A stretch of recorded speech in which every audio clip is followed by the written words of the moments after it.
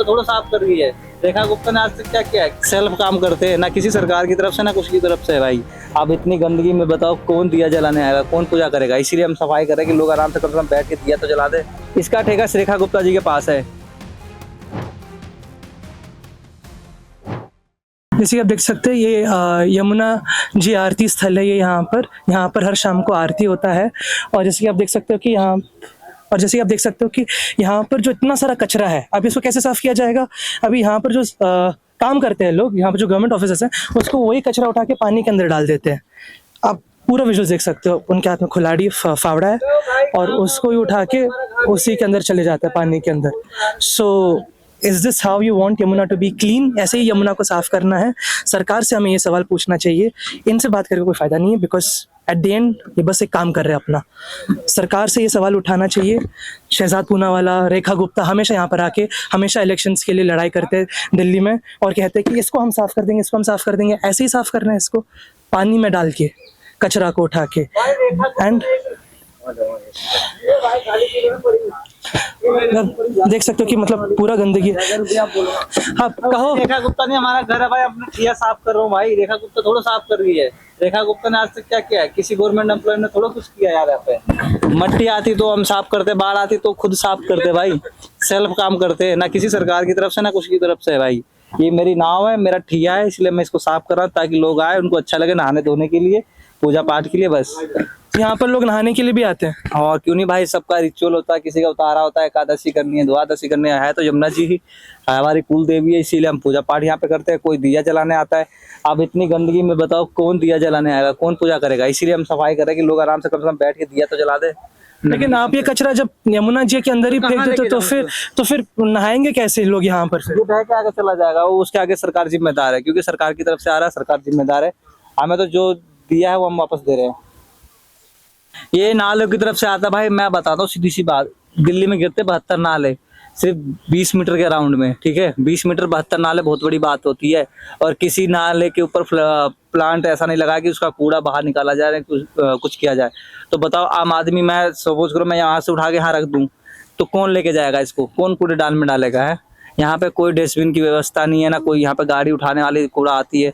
तो भाई क्या करें हम भी तो मजबूर आदमी। तो आप दिल्ली म्युनिसिपल में कंप्लेन क्यों नहीं करते, या फिर आप अपने अध्यक्ष क्यों नहीं बात करते? सुनो, दिल्ली म्युनिसिपल में कंप्लेंट करने का क्या है? वो थोड़ा कहेंगे हम नदी से कूड़ा चुनने थोड़ा आए हैं, वो रोड का उठाने वाले। भाई सबका अलग अलग डिपार्टमेंट है। आपको देखने में लगता है कि यार सब बातें ठीक है, यहाँ पानी की पुलिस अलग है, रोड की पुलिस अलग है, तो सबका अपना अपना डिपार्टमेंट भाई, सबने अपना डिपार्टमेंट काम करते हैं। और म्युनिसिपल कॉर्पोरेशन ने दिल्ली इसका ठेका नहीं ले रखा। तो इसका ठेका किसके पास है फिर? इसका ठेका रेखा गुप्ता जी के पास है कि उन्होंने चुनाव के समय तो कहा था कि हम गाड़ियां चलवा रहे हैं, वो चलवा रहे हैं। और आज मैं पूछना चाहता हूँ वो गाड़ियां किधर है? मैं क्या, सबका यही सवाल है कि उन्होंने तो इलेक्शन के समय अपना दिखा दिया था कि हमारी पूरी वो टीम आ चुकी है, जमुना में खुदाई चल रही है, जिस भी चल रहा है, वो कूड़ा उठाने वाली मशीनें आगे। आज वो कहाँ है?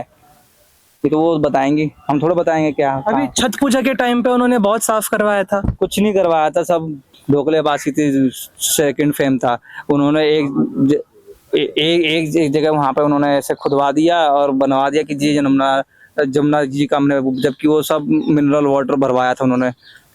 वाटर वो क्या बोलते हैं, पाइपलाइन वासुदेव घाट पे बनाया था। अभी भी आप जाके चेक कर सकते हो, जमुना अलग है, वो घाट अलग बना रखा है और जमुना से काफी दूर है वो चीजें।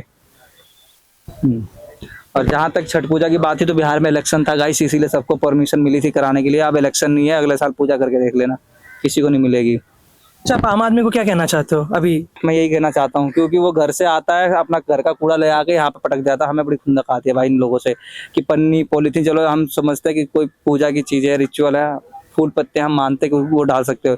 अगरबत्ती के पैकेट हो गए, तस्वीरें हो गई, अदरवाइज ये प्लास्टिक जो घर से बांध के लेकर आता है वो क्यों डालने आते हो यहाँ पे मत डाला करो, कूड़ेदान में ले जाकर डालो उसे कहीं, या जला दो उसे।